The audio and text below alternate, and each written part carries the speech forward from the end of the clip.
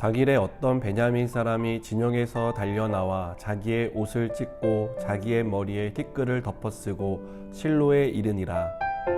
그가 이를 때는 엘리가 길 옆 자기의 의자에 앉아 기다리며 그의 마음이 하나님의 괴로 말미암아 떨릴 즈음이라. 그 사람이 성읍에 들어오며 알림에 온 성읍이 부르짖는지라.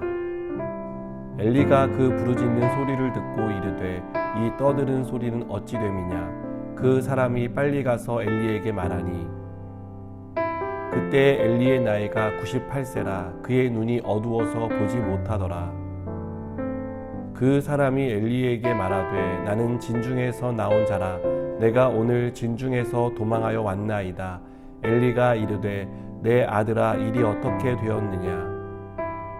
소식을 전하는 자가 대답하여 이르되 이스라엘이 블레셋 사람들 앞에서 도망하였고 백성 중에는 큰 사륙이 있었고 당신의 두 아들 홈리와 비느하스도 죽임을 당하였고 하나님의 괴는 빼앗겼나이다.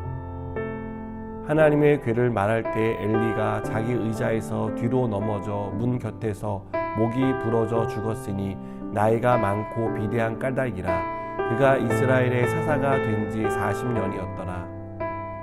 그의 며느리인 비느하스의 아내가 임신하여 해산한 때가 가까웠더니 하나님의 괴를 빼앗긴 것과 그의 시아버지와 남편이 죽은 소식을 듣고 갑자기 아파서 몸을 굽으려 해산하고 죽어갈 때에 곁에 서 있던 여인들이 그에게 이르되 두려워하지 말라. 내가 아들을 낳았다 하되 그가 대답하지도 아니하며 관념하지도 아니하고 이르기를 영광이 이스라엘에서 떠났다 하고 아이 이름을 이가봇이라 하였으니 하나님의 괴가 빼앗겼고 그의 시아버지와 남편이 죽었기 때문이며 또 이르기를 하나님의 괴를 빼앗겼으므로 영광이 이스라엘에서 떠났다 하였더라.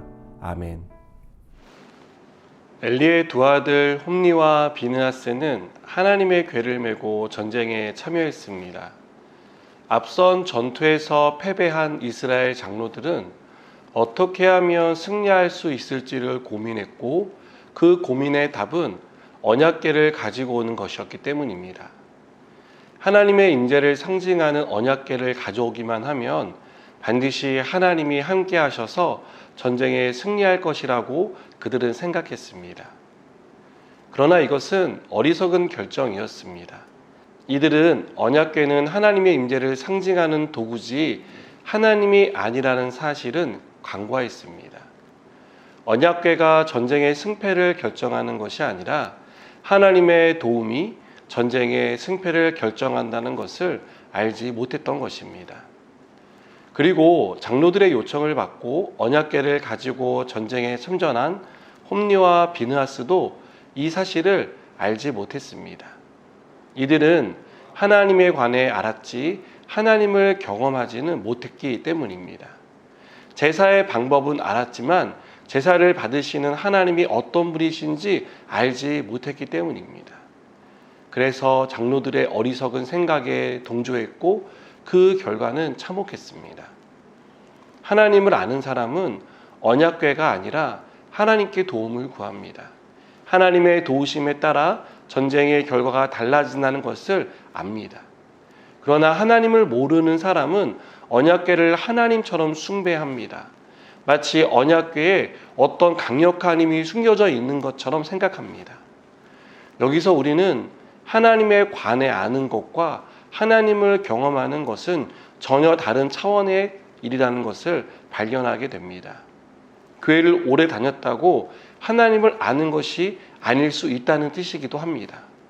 하나님을 아는 사람은 하나님을 경험하는 사람입니다. 인격적인 하나님과 교제하며 하나님의 은혜 안에 살아가는 사람입니다. 홈리와 비느하스는 이런 면에서 하나님을 모르는 불량한 사람들이었습니다. 하나님을 경외하도록 부름받았고 거룩한 사역의 일꾼으로 세움받았지만 하나님을 만홀히 여겼고 거룩한 사역을 죄로 얼룩지게 만들었습니다. 홈리와 비느하스는 이스라엘 사사로 세움받은 아버지 엘리를 도와 이스라엘 백성을 바른 길로 하나님의 길로 인도해야 했습니다. 그러나 홈리와 비느하스부터 어긋난 길로 걸어갔고 하나님이 보시기에 큰 죄악을 저질렀습니다. 이스라엘의 패배는 군사의 수나 무기의 종류에 따른 패배가 아닙니다. 영적인 삶이 무너진 결과였습니다. 하나님을 알고 하나님 앞에 거룩한 삶을 살아야 할 백성이 죄악된 삶을 살았던 결과입니다. 홈리와 비느하스는 전쟁 중에 죽었습니다. 언약궤도 빼앗겼습니다. 이 소식을 전해 들은 엘리 제사장도 죽습니다. 비느하스의 아내 역시 언약궤를 빼앗겼다는 소식을 듣고 죽습니다. 비느하스의 아내는 언약궤가 빼앗겼다는 소식을 듣는 순간에 하나님의 영광이 떠났다라고 말합니다. 하나님의 영광이 이스라엘을 떠난 결과가 이렇게 참혹했다는 것을 그녀는 알고 있었던 것입니다. 여러분, 하나님의 영광이 떠나면 모든 것이 떠나는 것입니다. 하나님의 영광이 함께할 때 우리의 삶도 지속될 수 있습니다. 그러기 위해 우리는 더욱 하나님을 알아야 합니다. 힘써 하나님을 알아야 합니다. 저는 우리가 하나님을 아는 일에 힘쓰는 사람이 되기를 바랍니다. 하나님을 더 깊이 만나고 하나님과 더 깊은 교제를 누리는 저 여러분 되기를 주님의 이름으로 축복합니다. 기도하시겠습니다. 하나님, 우리가 하나님을 아는 일에 최선을 다하기 원합니다.